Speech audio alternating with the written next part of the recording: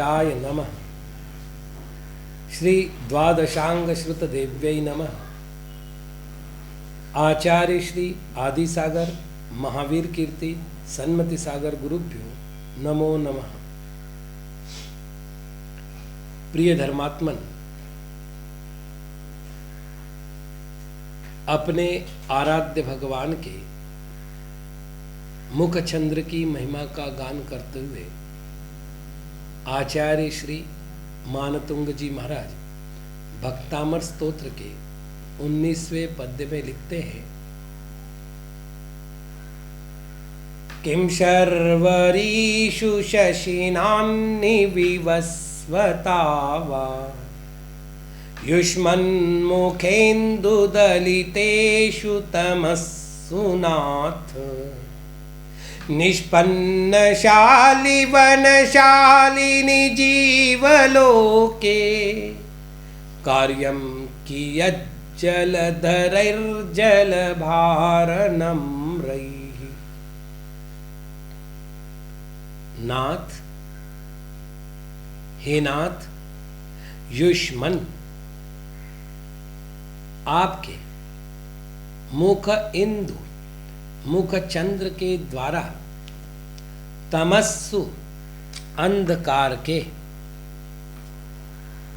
दलितेषु नष्ट हो जाने पर शर्वरीषु रात में शशिना चंद्रमा से वा अथवा अन्नी दिन में विवस्वता सूर्य से किम क्या प्रयोजन है। जीवलोक में निष्पन्नशाली वनशालिनी परिपूर्ण धान से वनों के सुशोभित होने पर जलभार नम्रैहि पानी के भार से नम्र हुए जलधरैहि मेघों से कियत कितना कार्यम काम रह जाता है, अर्थात कोई कार्य नहीं रह पाता। टीकाकार कहते हैं, भोनाथ, हे नाथ, युष्मन मुखेन्दु दलितेषु भवन्मुख चंद्र स्फेटितेषु आपके मुख चंद्र से स्फेटित हुए तमस्सु अंधकारेषु तमस्सु अंधकार के से शर्वरीषु रात्रिषु शर्वरीषु रात में शशिना चंद्रेण किम कार्यम शशिना चंद्र का क्या काम है। वा अथवा अन्य दिवसे अन्य दिन में विवस्वता सूर्येण किम कार्यम विवस्वता सूर्य से क्या काम है। युष्मत् तव मुखमेवेन्दुश्चंद्रस्तेन दलितानि तेषु युष्मत् आपका मुखीय चंद्र उससे दलित किया गया है। जीवलोके पृथिव्याम जीवलोके पृथ्वी पर निष्पन्नशाली वनशालिनी सती उत्पन्न हुई धान्यों के वनों से शोभामान होने पर जलभार नम्रैर जलधरैर मेघैः जलभार नम्रैः जलधारक मेघों का कियत कार्यम किम प्रयोजनम कियत कार्यम क्या प्रयोजन है। निष्पन्नानि च तानि शालिनां वनानि च निष्पन्नशाली वनानि तई शालते शोभत इति निष्पन्नशाली वनशालिनी शाली तस्मिन् निष्पन्नशाली वनशालिनी निष्पन्न है वे शाली के वन वे निष्पन्नशाली वन है उनके द्वारा शालीन अर्थात शोभित है वे निष्पन्न वनशाली है उसमें अर्थात निष्पन्न वनशालिनी। जलभारेन नम्रा जलभार नम्रास्तैः जलभार से नम्र जलभार नम्र उनका।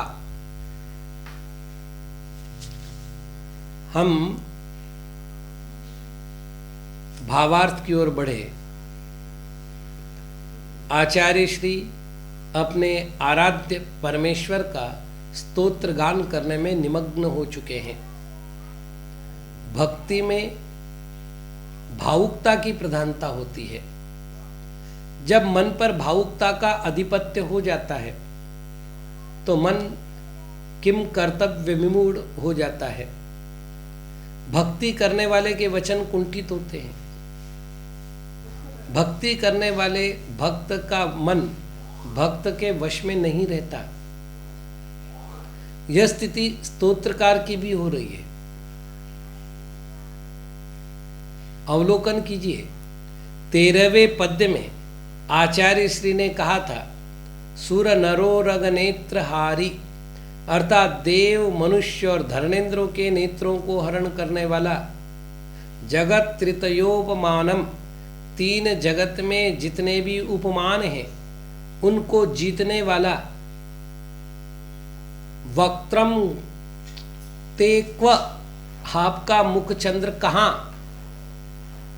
और कलंक मलिनम, कलंक से मलिन ऐसा वह, और पांडुपलाश कल्पम, दिन के काल में जो ढाक के पत्ते के समान हो जाता है, अर्थात एकदम फीका पड़ जाता है, ऐसा वो चंद्रमा कहाँ।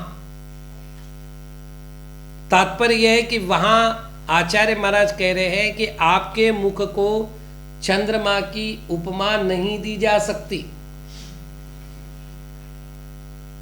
और अब थोड़ा ही समय हुआ है, 13वें पद्य के बाद 19वें पद्य तक आ रहे हैं, और यहां आचार्य महाराज कहते हैं, युष्मन मुखेंदु, आपका मुख रूपी चंद्रमा। अब आप ये सोचिएगा कि आचार्य महाराज ने कहा कि आपके मुख को चंद्रमा की उपमा नहीं दी जा सकती 13वें पद्य में। 19वें पद्य में आकर के कह रहे आपका मुख रूपी चंद्रमा।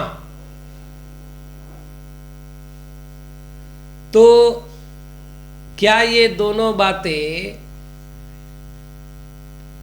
परस्पर विरोधी नहीं है? इससे तो स्ववचन व्याघात नाम का दोष आ गया। इससे तो व्यदतो व्याघात नाम का दोष आ गया। ये तो होना ही नहीं चाहिए था।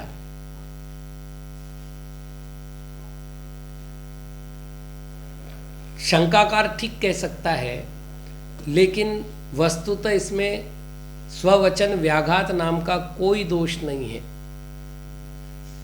आचार्य श्री ये स्वीकार करते हैं कि भगवान के मुख को चंद्रमा की उपमा नहीं दी जा सकती। ऐसा होते हुए भी स्तोत्रकार की विशेषता है कि उन्हें प्रकृति में से कोई न कोई एक उपमान स्वीकार करना पड़ता है, और जिसे गत्यंतर के अभाव में वो स्वीकार कर रहे हैं, उस उपमान में अधिकांश समानताएं पाई जानी चाहिए। चंद्रमा ज्योतिषी देवों का इंद्र है और भगवान समस्त जीवों के इंद्र है। अतः इंद्र के उपमान के रूप में इंद्र को ही स्वीकार करना पड़ेगा और कोई उपाय नहीं है। तो भगवान में और चंद्रमा में कुछ समानता है। समानता क्या है? जिस प्रकार चंद्रमा अरविंदों के समूह को विकसित करता है, उसी प्रकार जिनेंद्र भगवान का मुख चंद्र भव्य जीवों के समूह को विकसित करता है। जिस प्रकार चंद्रमा कोक पक्षियों का पालन करता है, उसी प्रकार जिनेंद्र भगवान का मुख चंद्र साधुगणों का पालन करता है। जिस प्रकार चंद्रमा रात्रि काल में जगत को प्रकाशित करता है, उसी प्रकार जिनेंद्र भगवान का मुख चंद्र लोकालोक को प्रकाशित करता है। जिस प्रकार चंद्रमा की किरणें संसार में अमृत की वर्षा करती है, उसी प्रकार जिनेंद्र भगवान के मुख चंद्र से निःसृत होने वाली पीयूष वर्षिणी वाणी अर्थात दिव्य ध्वनि आत्मीय सुखों की वर्षा करती है। जिस प्रकार चंद्रमा के दर्शन से जीवलोक को आह्लाद उत्पन्न होता है, उसी प्रकार जिनेंद्र भगवान के मुख चंद्र का दर्शन करने से जीवों को अनिर्वचनीय सुख की प्राप्ति होती है। जिस प्रकार चंद्रमा संसार को उज्जवल बनाता है, उसी प्रकार जिनेंद्र भगवान का मुख चंद्र समस्त जीवों को उज्जवल अर्थात निर्मल बनाता है। जिस प्रकार खेतों में धान्य की राशियां जब लहलहाने लगती है, तब पानी के भार से झुके हुए बादलों का उपयोग नहीं होता, उसी प्रकार जिनेंद्र के मुख चंद्र ने जब समस्त लोकालोक को प्रकाशित कर ही दिया, तो फिर दिन में सूर्य का, रात्रि में चंद्रमा का लाभ ही क्या है? मतलब उपयोग क्या है? कुछ भी नहीं। इसका अर्थ ये नहीं कि आचार्य महाराज चंद्रमा और सूर्य की उपयोगिता को निषेध कर रहे हो। हाँ, यहां नहीं है। उदाहरण के लिए बीज बोए हैं, तब पानी की आवश्यकता है, लेकिन जब धान्य पक गया तो पानी की आवश्यकता नहीं बची। तो हे भगवान, जब तक आपके मुख चंद्र ने इस संसार को प्रकाशित नहीं किया था, तब तक सूर्य और चंद्रमा के प्रकाश की आवश्यकता थी, लेकिन जब आपके मुख चंद्र ने लोकालोक को प्रकाशित कर दिया, तो अब सूर्य और चंद्रमा की उपयोगिता समाप्त हो गई। बस इतना ही अर्थ आचार्य महाराज का है। आचार्य श्री गुणभद्र जी महाराज ने इसी आशय को स्वीकार किया है। वे लिखते हैं, सर्वत्र सर्वदा सर्वम सर्वस्त्वं सार्व सर्ववित् प्रकाशयति नैवेंदुर भानुर्वान्येषु का कथा। उत्तर पुराण 54वां अध्याय 263वां पद्य।